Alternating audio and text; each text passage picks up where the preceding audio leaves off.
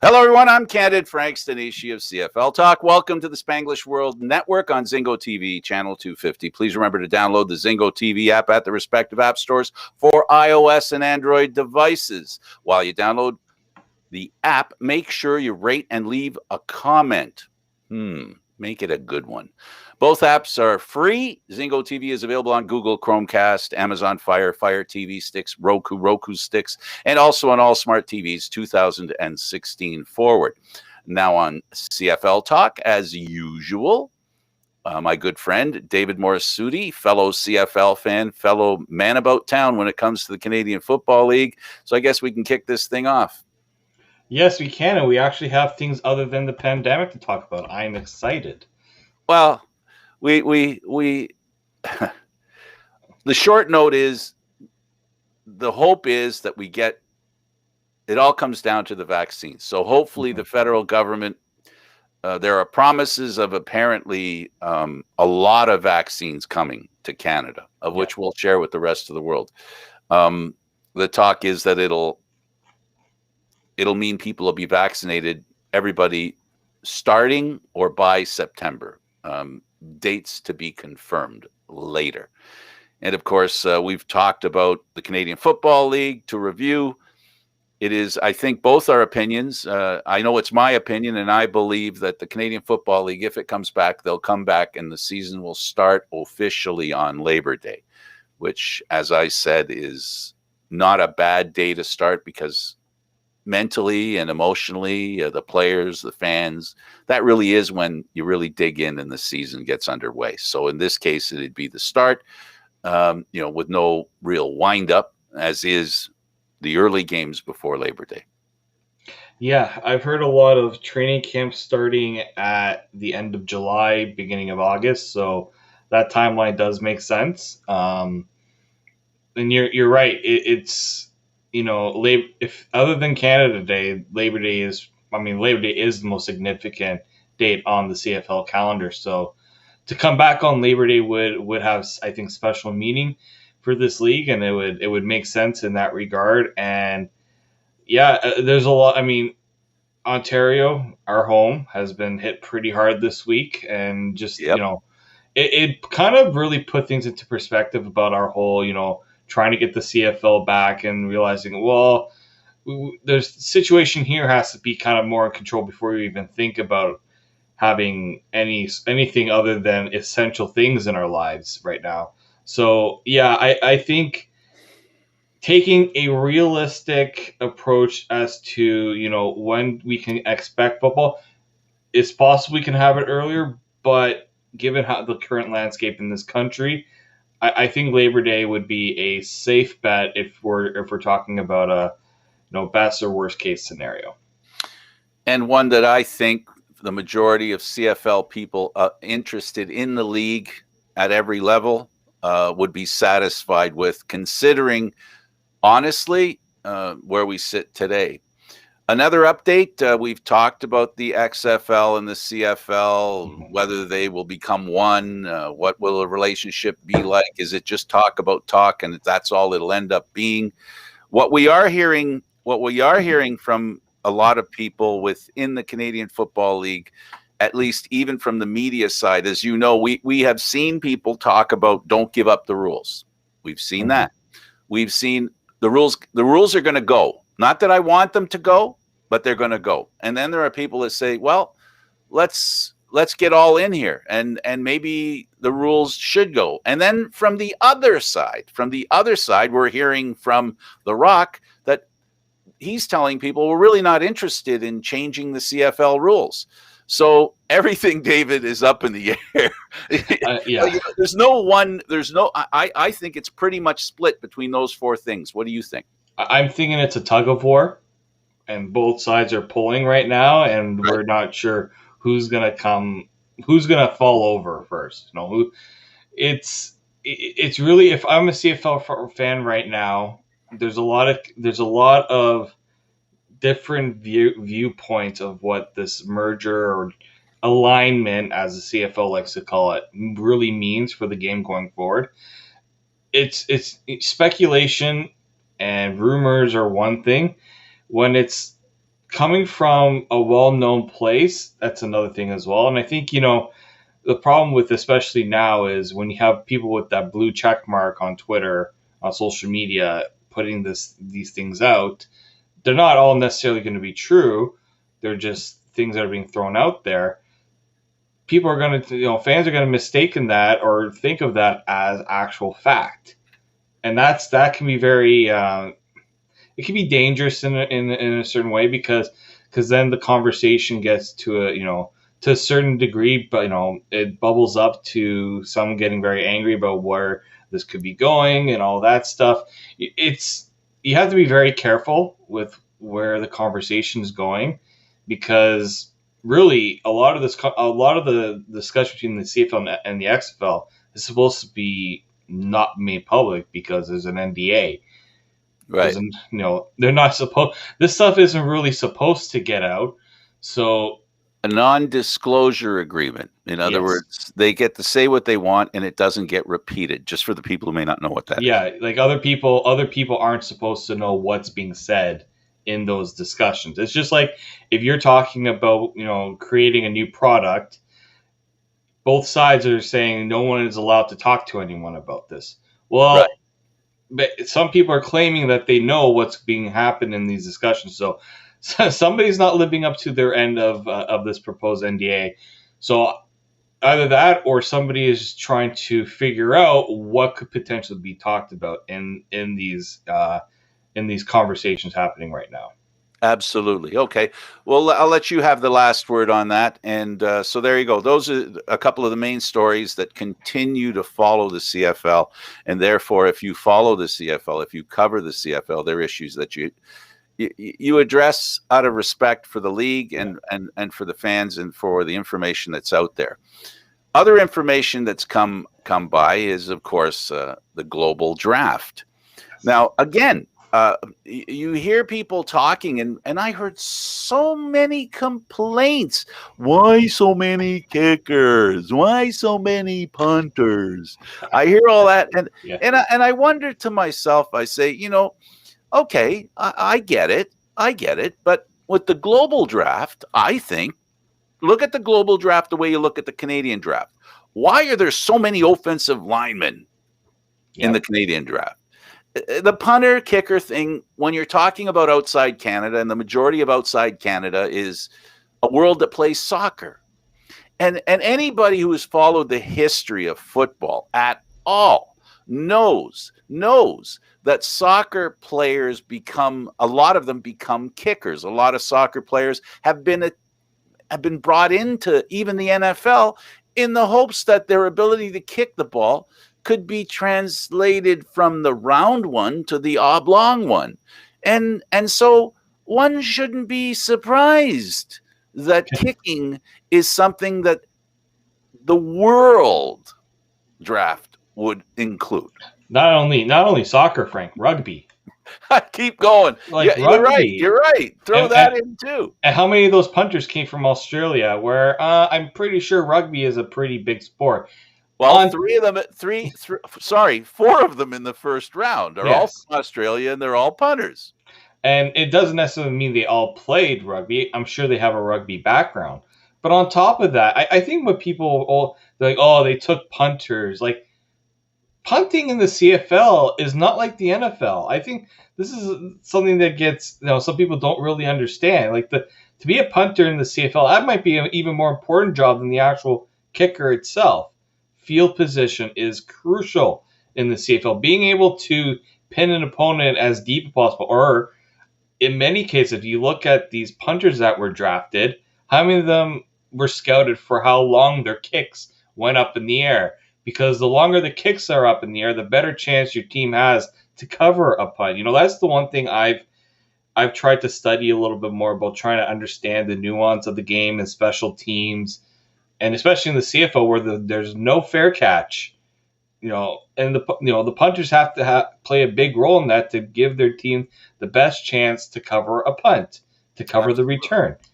And on top of that, not only these guys have big hang tags, but these guys played in the NCAA. This is like, a lot of these guys played in American schools. They played high level football. This isn't just all these guys were punters. Yeah, they're punters in really good positions and very important positions. And a lot of people that covered this draft, the teams that took punters don't necessarily have punters that they can rely on going into this year. It was actually a position they needed to address. Why not address it with this global draft that they're trying to make a more prominent? It's good that punters were taken, because guess what? Very good chance that these players actually get on the field now. If I can expand the conversation to the point that Yeah. when it comes to the draft, and this draft in particular, like the Canadian draft, there are a lot of players who are being highly considered by the National Football League. Yes. Because of that, you probably can draft a better player, regardless of position, further down, because you're accepting the risk that this player will end up in the NFL and not be able to come to the Canadian Football League, at the very least for a few years, until that player decides, you know what, I don't want to hold a clipboard, I don't want to stand on the sidelines, I want to play, right? So the draft is affected the same way. The Canadian draft and the World Draft, they have the same kind of basis on many levels. So this is not an untried situation. It's very similar to the Canadian players. These players, when you draft them, they have more value to the team because of the limitations involved with how many players are fit into that draft, how many players can come into that draft, and how many rounds you go, and how valuable, when you get down to the bottom, the ones that are left over. Yeah. Whereas the American players, no matter, because you don't draft, first of all, but second of all, every time you bring a player in, there's probably 10, 12, 20 players that could fit that person's, the definition of why you brought them in. You follow what I'm saying? Am I explaining that well enough? So, these are fixed assets. These are assets that are fixed. So they're very important. And again, I'm trying to draw a parallel. How important are the players that are drafted in the Canadian draft? In other words, how important are Canadian players? Well, David, you and I both know that if you want to win the Grey Cup, it does rely heavily on your Canadian content. It does. You explained it perfectly in that when you're bringing in a player in the draft, you have scouted to see how that player can fit that position that you expect them to play. Because in some cases, you might need that player to play sooner rather than later. We see it sometimes with the O-linemen that are brought in. Some of them don't get in right away because they need to learn how to play against professionals, and bringing in a player who's played only collegiate to go up against a professional isn't exactly the best way to develop them. But I also look at, and I mentioned this with the punters, these guys are taken in they played in the NCAA. They played against high-level competition. We haven't mentioned that yet. Expand on that. You grazed on a very important issue, that these aren't players that are necessarily playing in Mexico, exactly. Denmark, France, Italy. They're playing in, and this is another. I'm sorry, I interrupted you, but it's another parallel. No, I'm just saying it's another parallel between the Canadian players and the world players. They both play the best players play in the NCAA. Great ones play in university here in Canada. Don't get me wrong, but a large amount of the very best play in the NCAA, and of course, get drafted accordingly. Yeah. So the player that was taken first overall, he played for Wichita Baptist University. I hope I pronounced that correctly. That's an NCAA school, the NC Football Championship subdivision. Then you have the second overall pick. He played for Eastern Michigan. The guy the Argos picked at third overall, he was actually in the NFL's International Player Program. Right. There's the guy that the and he's not a kicker. And he's not a kicker. It's funny because the second overall pick was a lineman. The third overall pick was a DB from the Argos. Fourth overall pick was a linebacker who played. It's funny. He's the first Japanese-born player to play NCAA First Division. He went to Right. the University of Texas.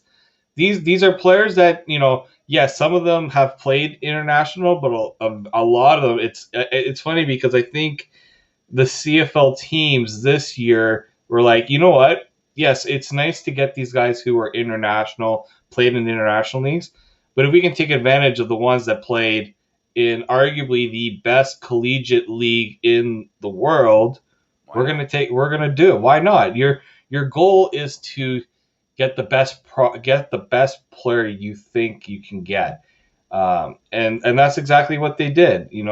Some of these guys actually played in the Double AF, Alliance of American Football.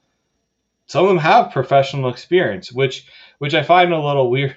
It's interesting because you got a mix of guys who've played the professional level, but also guys who have played the only collegiate. So there's a mix. But I think scouting, if you ask anyone who was in charge of the draft this year, I feel like a lot of them say that they've taken a different route because they realize that, hey, we actually have a chance to get players that can play for us and be contributors for us.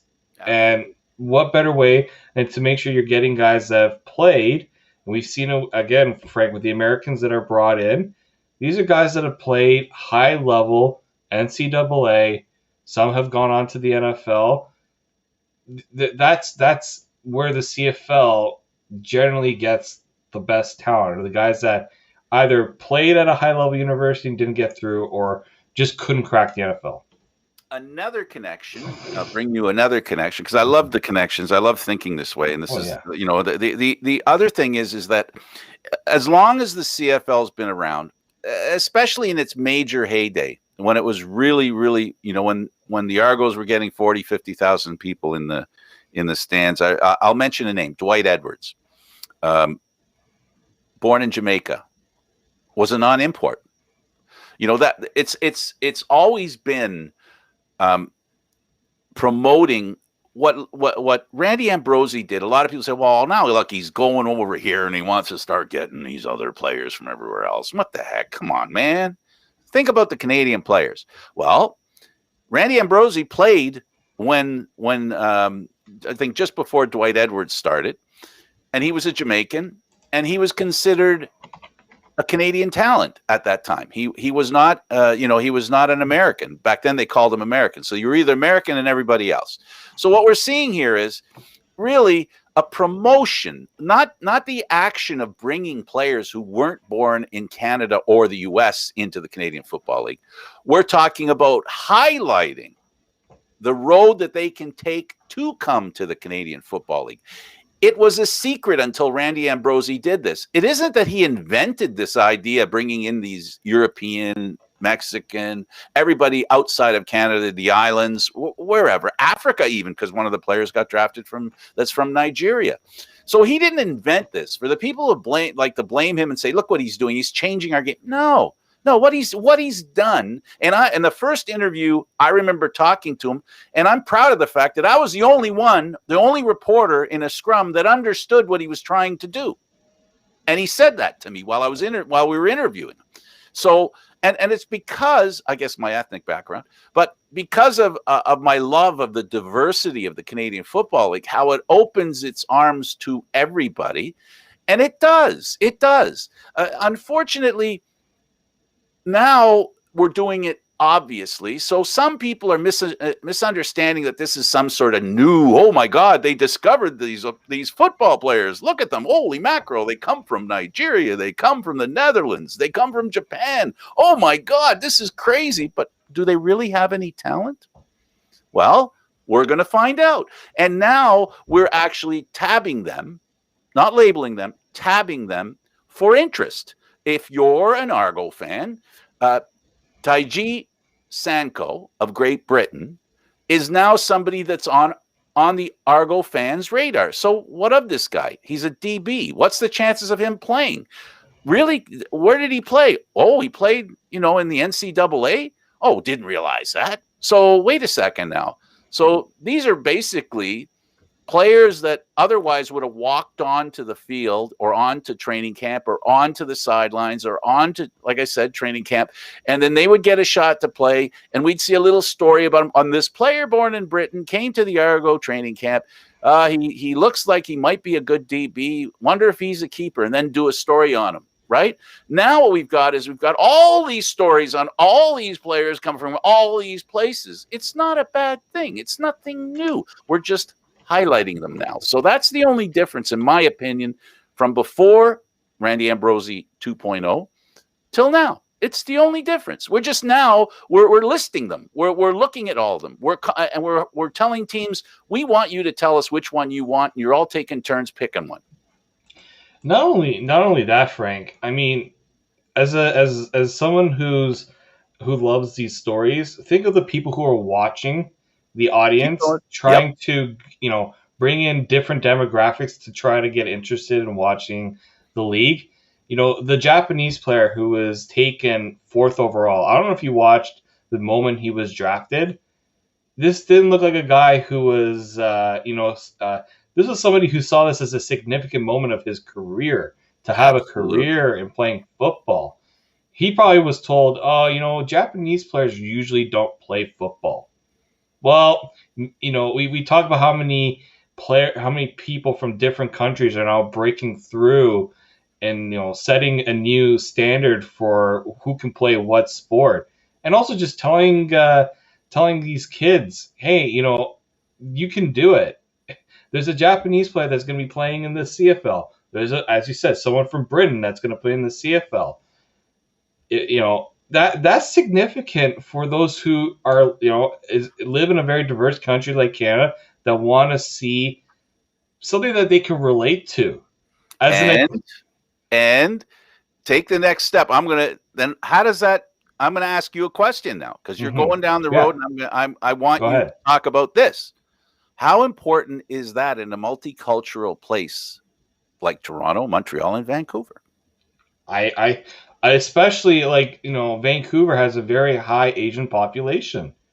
You would think that, and I know this because I know a lot of people who have mentioned that, and it means so. I mean, I look at I'll bring in a hockey reference: the Leafs.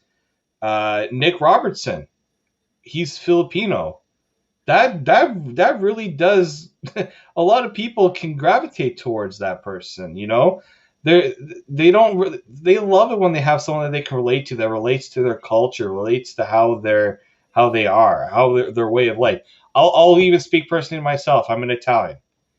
When Sebastian Giovinco was signed by TFC, I knew you were going there. I knew you were going there. I knew who Sebastian Giovinco was before he got here, but my interest level for TFC, I mean, I was interested, but it went sky high. You know how many Italian friends I knew that loved the idea of an Italian superstar on a Canadian soccer team? That's significant, because you're reaching the demographic of people that want to watch something that they can relate to and cheer for on a personal level too. There's the national pride of your country. I imagine if we had a congregate of British football fans that would go to an Argo game with the UK flag, to go and cheer for this player that the Argos just brought in. That would be incredible. It would be so great to see.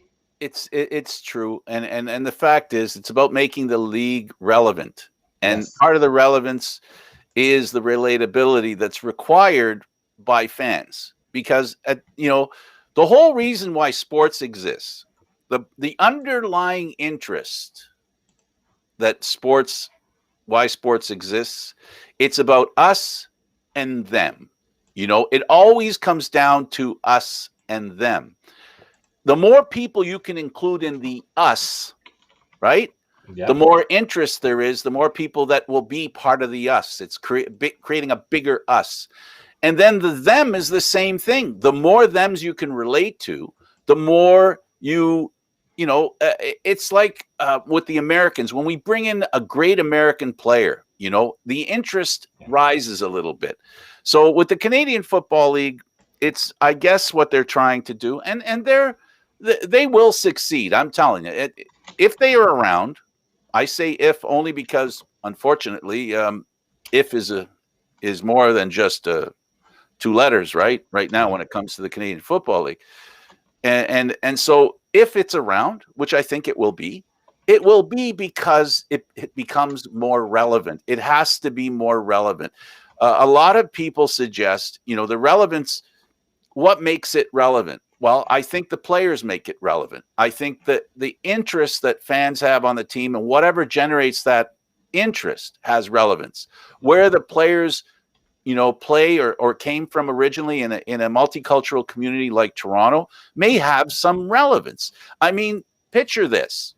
I'm not Portuguese, but can you imagine if there was they're even more fiery, more supportive than the Italians.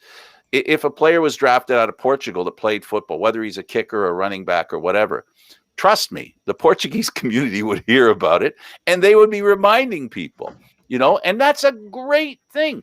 Unfortunately, you got to turn, there's that, what's that, in jujitsu, I think it is, where you turn the person you're up against, you turn their action against them. And that's what the Canadian Football League has to do when it comes to the three big cities in our country.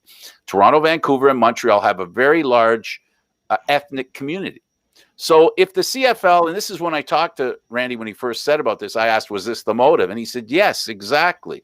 And this is exactly what the motive is. It's to help people who don't care about football because they don't understand the game. They come from a place where the game didn't exist. So, they really don't understand it. They look at it and go, what the heck?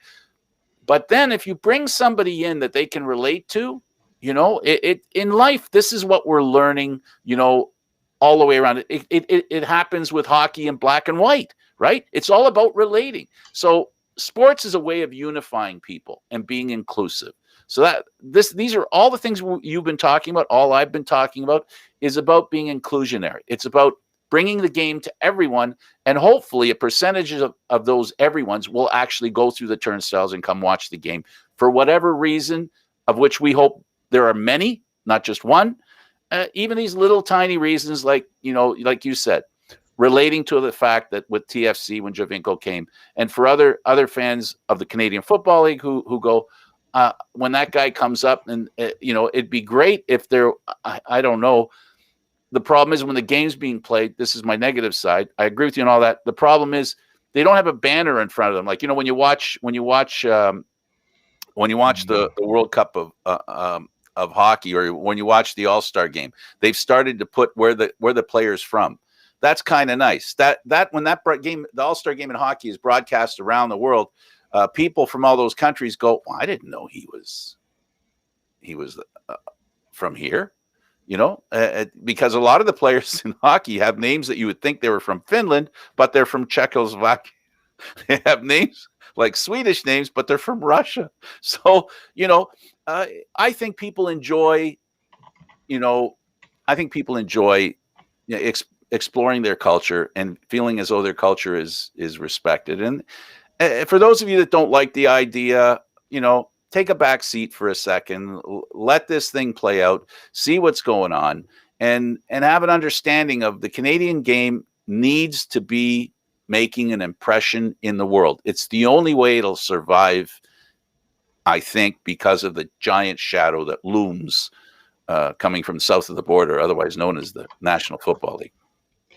I've been, I'm sorry if I was looking around. I was trying to think, what are ways that we can, really push this narrative of the, international player and the significance of it. There's a couple of things I thought of when you were bringing it up.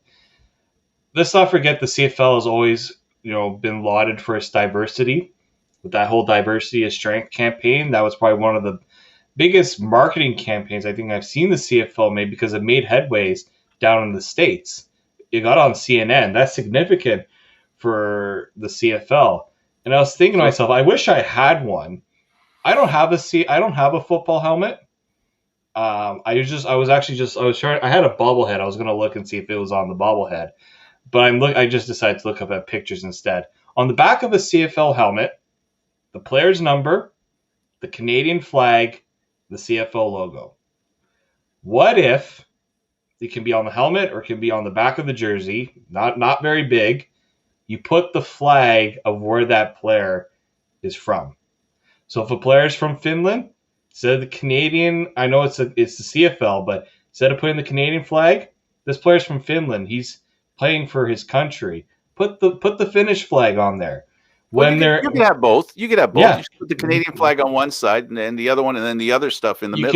you could probably make it work. There's a lot of Yeah. room on the football helmet. That when you're announcing the lineup, when you're putting out the roster, Oh, here you go. Now your inner NBA is being channeled into put yeah, when you're putting up a graphic, put the country's flag on there. Make it. It would be so cool if you saw a Canadian, American, and look, there's another country on there. It's significant because it just shows that you're an open, you're an inclusive football league. You know, we've seen the stories in the NFL. I mean, NFL Canada. I know someone who works on that social account. They do their best to, really promote the Canadian talent that's in the NFL, and it's growing. We're seeing it a lot more now. So why not do the same in the CFL? I mean, we always do our best to promote the Canadian talent and also the guys who come from the States. But there should be a CFL International or CFL Global account to promote all these guys who are from different parts of the world. That's how you do it. That's how you get the word out there. And you have to have an imprint. You have to have a voice out there to show what you are doing. CFL.ca, they did a great job leading up to this. I know someone who worked towards all the stories I went into the global draft. They really made it a point to promote this because this is the third global draft, if I'm not mistaken. Mm-hmm. Second or third. This is significant for them because sometimes you know what, the experiment really didn't work. We're just gonna let it go. No, as we know, the CFL is heavily invested in this, both Absolutely. on and off the field. So you can't just make the draft. You can write a few articles, as you said, but you got to take it a step further. You really have to pretty much throw it in people's faces. This is what we're doing. These are the guys that we've brought in. Here's what you need to know about them. Really, you have to really push the thing out to people rather than people have to go and look for it on their own. Absolutely. All right. There you go with the draft. Again, heavily Australian, but then a smattering even of China, Japan, and some other countries that you might not expect. Scandinavian countries. Yep, absolutely, ton of those. South Africa, Nigeria, Bahamas, which is not unusual. Bahamas is one that would have been a non-import back in the day. That's how they referred to them, as non-imports. They were normal. Well, the islands provided a lot of players that went to Canadian colleges, not necessarily U.S. colleges, and also went to U.S. colleges, and then they would become non-imports. So there's always been a bit of pressure on how many Canadian players we have in the league. There's always been that. This is just another one. It affected how many Canadians you have on the team. So this is always going to happen, and unfortunately, there are a lot of people who wish there were no Canadian players. Well, if there's no Canadian players, this all goes away. The global draft won't be necessary because if there's no Canadian players, then it'll just be, sign whomever you want, right? Because if you're not going to draft the Canadian players, you're not going to draft the global players either. So it's just going to be, drafting players or just signing players. This is going to be a free-for-all, which is great.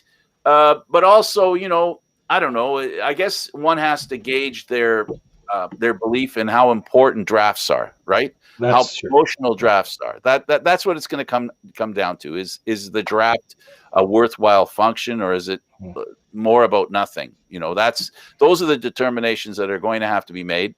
And if the Canadian Football League becomes a football league, regardless of who plays in it, then it's going to be the best possible players playing on any team they want to play on, which is great. But then it might end up creating a new draft where you might have, instead of, the protected lists, they will actually have to draft players. They may have to go towards that because they're going to, either way, I just don't see the idea of drafting going away, but I can see it changing. And the change then will be that this is not the Canadian Football League. This is just a football league. That's the concern. That's the concern I have with taking away the Canadian aspect of the game. So, it's all about promotion. It's all about perception. There are a lot of people who don't want the perceived notion that this is a Canadian Football League, regardless of how many Canadians play in the game or how few. It's still, a Canadian game. And then you have the people who want the rules. And so I just like the idea that they're doing this for now. We'll see if it's effective, if it's helpful. Data is going to come back. We're going to find out how interested, the CFL hopefully is going to do their homework and figure out how does this help the Canadian Football League. I say for now, it does help. What do you say? All I'll say is if you're a parent or you're a CFL fan and your kid eventually wants to play football, whether it's in the CFL or elsewhere, wouldn't you want them to have the best tools and development path to reach that dream? If you take away a CFL draft, a Canadian draft, you take away an opportunity for somebody who worked hard to get to that level just because we don't think there needs to be a draft or a Canadian draft. Yep. Think about those that put in the time and resources to reach a football career and then be deemed, you know what, it's not you. We don't think you're worthy of a draft for yourself. You have to be thrown into a pool of a bunch of people. And look, a lot of scouts, a lot of evaluators tend to miss out on players because of opportunity or because they just don't see them or there's no incentive. That's it. There's no incentive to take or purpose. them. Or purpose. Exactly. Why do you think the CFL instituted a ratio to tell teams you need to prioritize Canadian talent because we want that Canadian talent in this league? And guess what? They started listening. They started putting resources towards the draft because if you refuse to acknowledge it, your team will suffer. In the end, when you want to win a championship, when you want to get to the Grey Cup, when you want those playoff ticket revenues. So I think you're right. You to kind of disvalue the draft would be a mistake because a lot of CFL teams would tell you there's a lot of effort put towards making sure that the draft is covered. Let's keep in mind that it is said, data has shown that the high majority of people who watch the Canadian Football League have a connection to the game itself. Yep, or someone who's playing the game itself as well. That's what I'm talking about. And I'm taking it right down to parents of players. The game of football is something that people follow because they can relate to it. Again, that word's really important. And hopefully they'll keep the Canadian draft and hopefully the global draft will be successful. On another topic, the Canadian Football League has decided on their 21 class as far as who will be in the Football Hall of Fame, and never to be confused with the Canadian Football League Hall of Fame, because that's not what it is. It is the Canadian Football Hall of Fame. So we have a couple in there, and let's go through the class. And first of all, Will Johnson played 9 seasons. Calgary, 89, 96. Then he went to Saskatchewan for a year. That must have gone over well. He appeared in 3 Grey Cups, and he also became a Grey Cup champion in 92. He was a West Division All-Star 6 times, a CFL All-Star 5 times. This is a guy that goes back at really around a good time for the Canadian Football League, except for the fact that there were, he was a good player in a time when the Canadian Football League had its struggles. Yeah, I mean, this was before I really got invested in the CFL, but and learning more about this draft class, yeah, this was that period. There were, obviously there were teams that were certainly thriving, some that kind of were struggling. There's the whole American, having the American-based CFL teams as well. There was a lot going on with the CFL at that time. But I mean, for a guy to in an 8-year career, he'd have 3 Grey Cup appearances, winning a Grey Cup, and then being an All Star 6 times out of the 9 seasons he played. Mm-hmm. It's not too bad because some football you don't have a long career. Some guys No. are lucky to have 5 years, if that. So, and some guys go from one league to another. So, that's a significant achievement for a guy who wasn't in the CFL for a long time, but made the most of it. Absolutely, absolutely.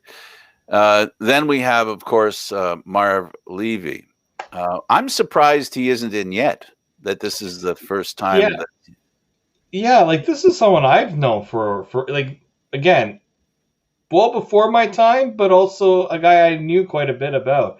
And I when I saw the name, I'm like, he wasn't in before. That's. That was my reaction, pretty Yep. much.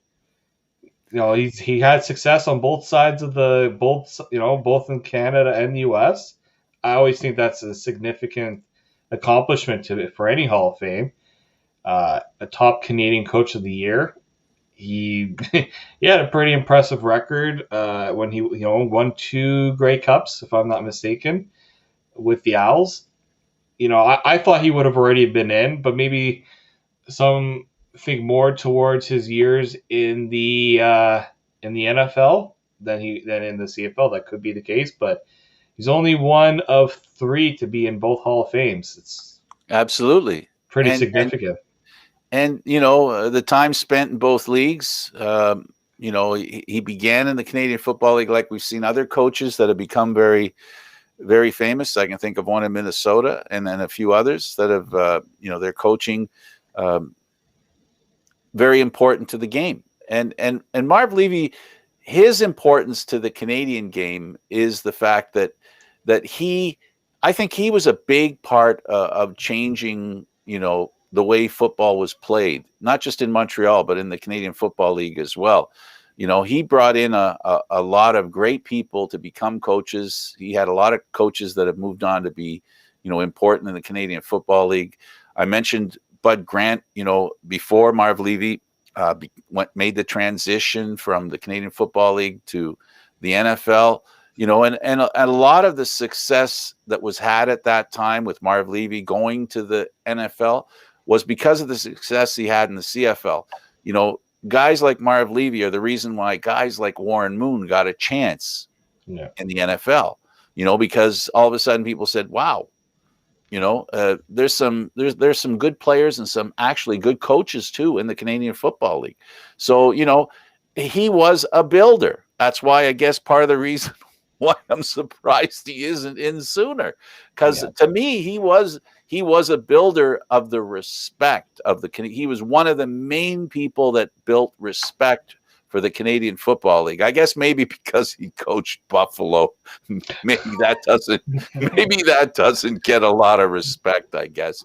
Because I can't see another head coach that had so much success in the Canadian Football League, and then as if without even trying, it seemed, he just slipped right into the NFL and having success there.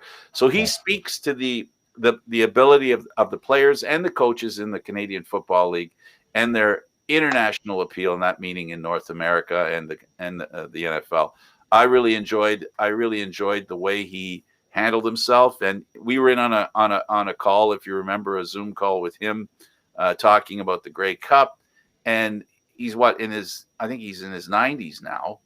I forgot now.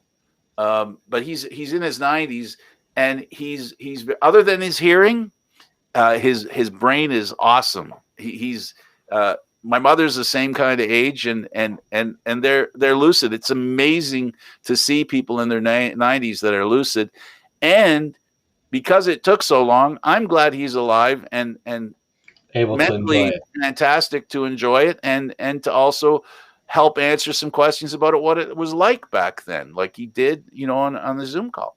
Exactly. You like to have these guys around so they can really speak to what it was like back then rather than a secondhand accounting of what happened. And then we have Nick Lewis. What can be said about Nick Lewis? Won the Grey Cup twice. You'd expect that from someone that makes it into the Hall of Fame. And you Yeah. talked about short seasons, short careers, 14 seasons. I don't think that's short. Nope. So I guess taking what you've said and playing in Calgary and Montreal, for him to last that long, he is a bit of a unicorn, right? Yeah, I called him Mr. Reliable because he leads he's the all time CFL leader in receptions. He's fifth all time in yards, and he's a guy that made quite an impact in his position. That usually guys coming out of the backfield, not everyone can have that impact. Spent a lot of time in Calgary. Calgary's usually a team that I guess maybe more so now than back then. Back then, there was a stable core of guys that stuck around with Calgary. It seemed like forever. Nick Lewis was definitely one of those guys. He was kind of, I feel like he was in kind of two eras of the CFL in a way. Um, you know, he kind of spans a couple of different generations of players. And I do see some of the things he's doing now. He's still involved with the game in some respects, and he's a guy that He's creating a media dynasty too. yeah, he's after 14 years in the CFL, you kind of hope that you develop a form that you can kind of keep things going. So it's nice to see that he got his due. It wasn't. It was more of a matter of when, not if, Nick Lewis was going to get in the Hall of Fame. Yeah, I spoke to him last week. Yeah, he's a wonderful guy with a lot of motivation. He throws himself into stuff, and don't be surprised. And he will be a media mogul to some degree. He is a guy that played the game honestly. He really did play the game honestly, and he's a guy that when you really needed him, to make a catch, when the team needed a catch, he was called on, and often, almost always actually, made the important catch to keep a drive going. And we know that the drives in the Canadian Football League can stall. That's why kicking is so important. Yep. So he sort of made the kicker's job less important just being on the team, and he did a great job of that. Definitely. Doug Mitchell, now not to be confused with one in Hamilton right now. He was the commissioner for a few years, 84 to 88. He is somebody that is he has what he's done has not been lost on his home province of Alberta. He has done a lot of things. He's worked with youth sports. He's one of those people that's in because of the whole reason why the Canadian Football Hall of Fame exists. It's the Canadian Football Hall of Fame. And he is a guy who transcended every level of football in Canada. Again, another guy that I'm curious that he didn't get in sooner. But I guess that's a testament to how many great people are involved in the game of football in Canada. Yeah, I mean, he's in the Order of Canada. That's a pretty significant honor for any Canadian. So that speaks to his work. I think sometimes you think about a person's work on the professional stage, but for him, you could probably say he had a higher impact on the collegiate level, which I kind of think in some cases is always gets overlooked, and Absolutely. thankfully his is finally being recognized because that's your pipeline. That's what keeps your league going is the Absolutely. viability of your university leagues, and he certainly made a big contribution. We see how it is in Alberta. They named the Mitchell Bowl after him. He's someone that if I look at the way Alberta is producing talent and the universities how important youth sports football is, I think to the work that someone like him, just by reading his bio and all the accolades that are attached to him, that's a pretty significant feat for him.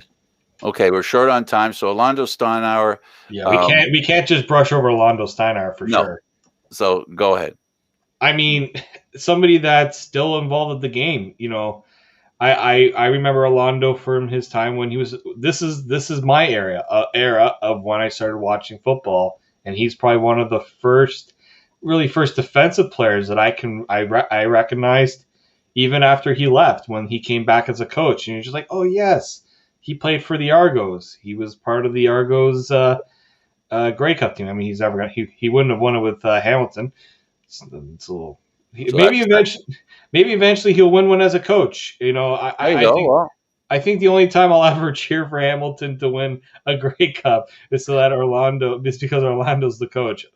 Well, he's proved his value, and yes. He was a coach after playing 11 years. He is a good man. He is he really brings the family into the game. Let's move on to Mike Walker. One of the best defenses in CFL history. He was the main guy there. You know, he enjoyed, of course, playing in Hamilton, Edmonton, and of course, he is somebody that he played. The best thing I can say about him, he almost was a secret superstar, and it's great to see him, you know, to get to the point where he is now, finally appreciated for his work. Yeah, 10-year CFL career, and you know, played in some pretty significant defensive teams, 3-time All-Star.